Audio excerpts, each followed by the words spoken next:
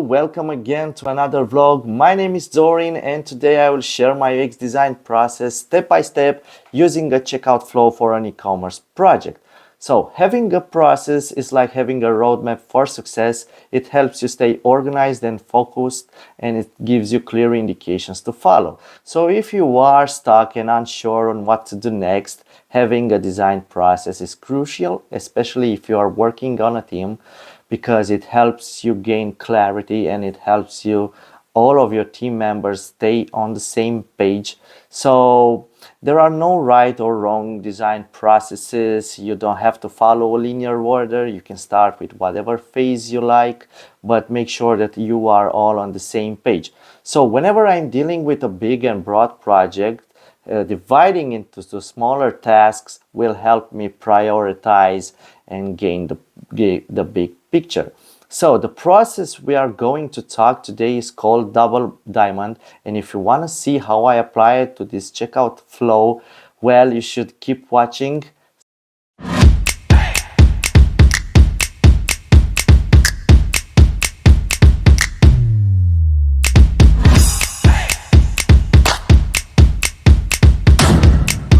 Okay guys, so we're going to start this design process with a prompt in order to help you visualize. So it's all about today designing a responsive checkout that sells digital products. So if you don't know what a checkout page is, it's usually made up with a cart summary and a billing form and a payment form and a place order and review details and something like that. You can go to an e-commerce store and add some products to your cart and proceed to checkout.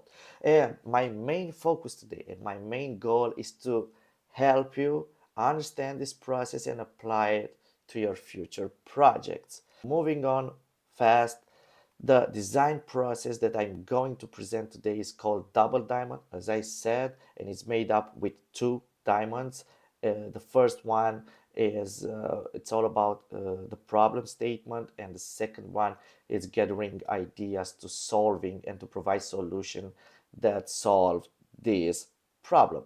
So quickly, let me explain what this phase it's all about. So the first phase is called discover, and it's all about the research, and you can go wide and diverge to perform research, to perform some usability testing, interviews, maybe gather some users and you can interview them. It's all about understanding their needs, and it's all about understanding the problem statement and the problem space. So you see, you can perform some quantitative, some qualitative data in order to see how your users do. So after that, after you perform your research and all this, it's time to go narrow in order to converge and to synthesize your findings and to synthesize the most important problems and insights. And maybe you can do some feature prioritization. Maybe you can do some design audit, see what's wrong, what's performing good and what's not. You can see what are the main pain points. And after that, maybe you have some business problems. So it's all about narrowing down and synthesize the main problems your users are facing. And you see, it's all about the problem here in the first diamond.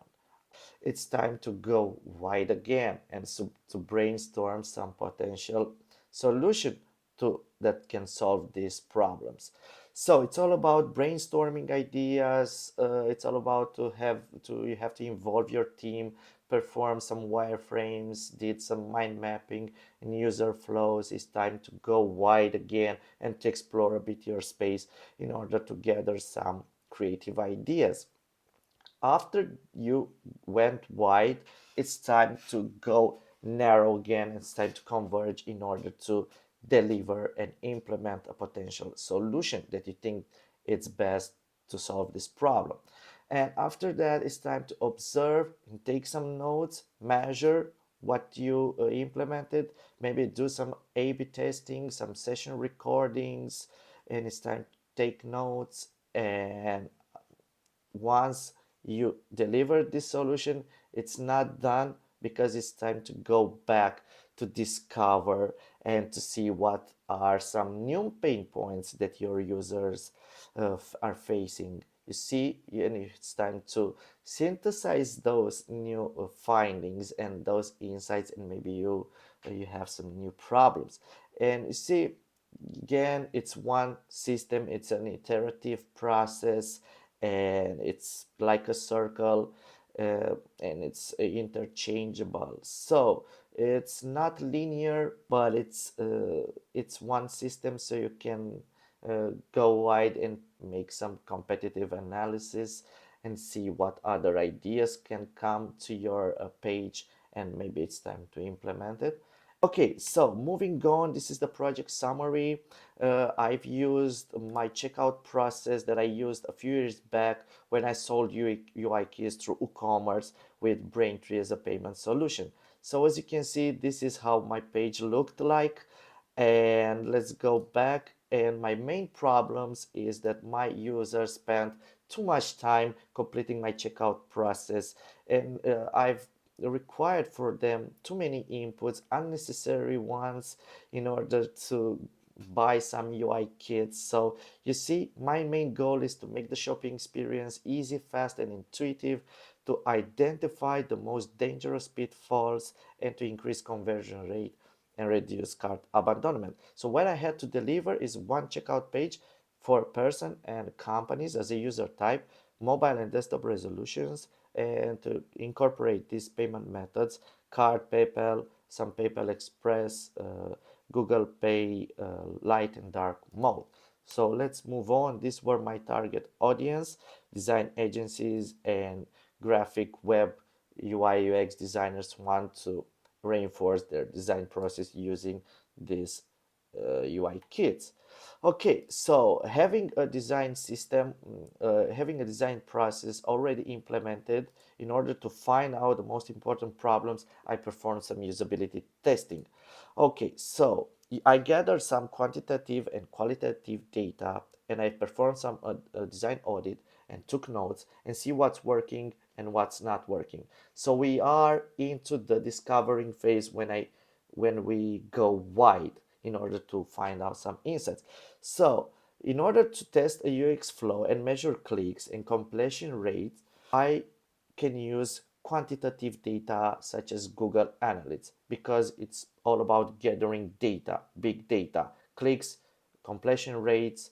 And if you want to see your user journey and fix usability issue, then a good idea is to use qualitative data such as session recording in order to observe how your users behave. So I think this produces a lot of confusion, because many designers don't know when to use quantitative and qualitative data, but it's all about your objective. So as I said, these were my objectives, and this is how you should apply, guys. So the key metrics were to find how many people finalize the checkout process, what are the most used payment methods, and how many products per order. Okay, so this is my audit. What worked well: the language selector, displaying total price up front, included taxes, so it's very good to display to your users the total price up front, because it will get rid of all the frustrations. So minimalist design, having all in one place, reduced time, and it was kind of simple. So this is the where we go narrow in order to synthesize our findings. And what I found out is that I required for them to log in and register inside my checkout process, and this produced a lot of frustrations. 14% rate of card abandonment. This is one of the most major problems I found. Coupon code. Oh, so they go out and look for a better deal and start searching for coupons. Physical address, I don't know why I asked them for physical address when selling digital products. Not offering live assistance. So some users wrote to me on my email address in order to find out and ask me for license related informations. Can I use this UI kit for commercial projects? Can I use? So it's good to offer some assistance, guys. The average time spent was between 5 and 14 minutes. It was a lot. They felt discouraged. So the progress map steps took too much real estate here. As you can see, this was very big. You can see this is all that they can see in the view, in the main viewport of your browser. So it's, so look, the checkout, the call to action is all the way down here. So very bad. In my career I designed, uh, I didn't count all these conversion rates and all this, and I didn't monitor as I should. And but you can test and produce better result on the next iterations. So no trust marks, no user security. Is it safe? Some visitors ask me, hey, is this safe? Will you encrypt my data? uh, can I insert my card details here? So you have to provide security and trust mark logos like Norton and some other and trustworthy partners. Okay, so not addresses corner cases, how the card can look like if adding some 3 or 4 products in your shopping cart. Not using helper descriptive text. So many users asked me what is the security. So I saw from the session recording they didn't know. Not everyone is tech savvy, so they didn't know what the CVC security code is on your card. Improve the mobile resolution. 63% of my users are navigating from their mobile device, so this is a lot. Having a progress map is a bit ambiguous. Yes, I know, because they felt overwhelmed by how much is going to take before their desired product. Okay, so after that, I went narrow and I synthesized my findings, as this is my feature prioritization, and this I had to address on my next design iteration. Okay, so make sure you have a conversion rate optimization specialist in your team. It's very, very useful.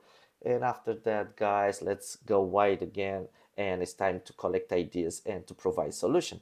So I saw this checkout from Tran Mautri Tram. This is a very talented designer from Dribble, and I liked how this layout looked very clean. And another page here, but I will leave the link under the description here in YouTube. And it's time to involve your team, guys, and it's time to put together all together to a meeting. And it's usually made up from a product manager, solution architect. This guy talks a lot with your clients, with your users. This is like a programmer with sales skills. It's very, very high level. And CRO, conversion rate specialist, and SEO analyst, in order to find useful data from Google Analytics. And developers, of course, you have to count on if what you can do can be implemented, and the QA, quality assurance engineer, will test the final solution. And in the middle, guys, we are us, UX designers.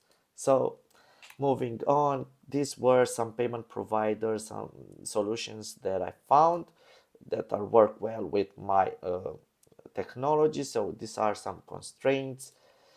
Okay, so I performed some competitive analysis. I like this checkout process from Verifone, from SEO Power Suite.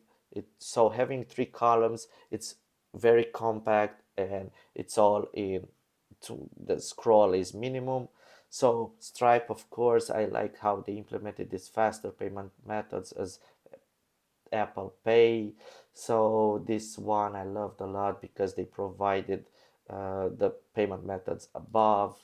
So here. So after that, we produce some mind mappings, some flows. You can perform some wireframe, and it's time to uh, you are moving closer to delivering the final solution.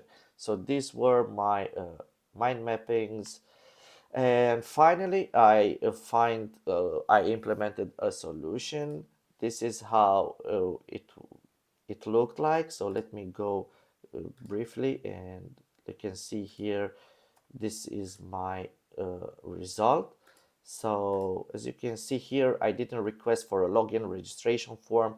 I did that as an alternative, is optional. So I collected their email address, and if they have an account, they have to log in or register. So it's not mandatory. So let's take this out of the way. I provided some trust logos here, Norton. It's more safe now. Livest instance here.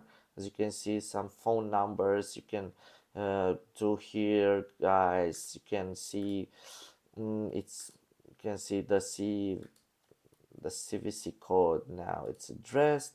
So okay, okay, for companies address. So you can see many products in my shopping cart in order to see how it all looked like, and I used the pop-up. Okay, placed order. Okay, this is what it looked like when they clicked on security code. See, I provided 3 digits on Visa, MasterCard, and Maestro, and 4 on American Express. So you see, you have to think of all, guys. You have to think of all. So it's very important now, and now you have to monitor your solutions here.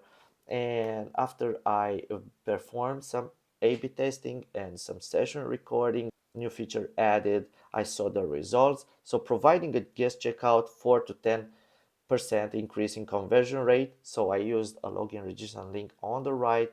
So remove the coupon code. So you see, this is how you should do it. Collect all your result and test again. And that's it, guys. That's how you apply Double Diamond design process to your project. So I hope you found this useful, and I'm planning to sell this checkout template on my website. If you are interested in things like that, you can buy it. So I addressed also the express checkout using Google Pay and PayPal Express checkout, and it's all more compact, and my sales were increased. Cart abandonment decreased. So this is for my design process. I hope you find it useful, and please subscribe to my channel, and I'll see you in the next one.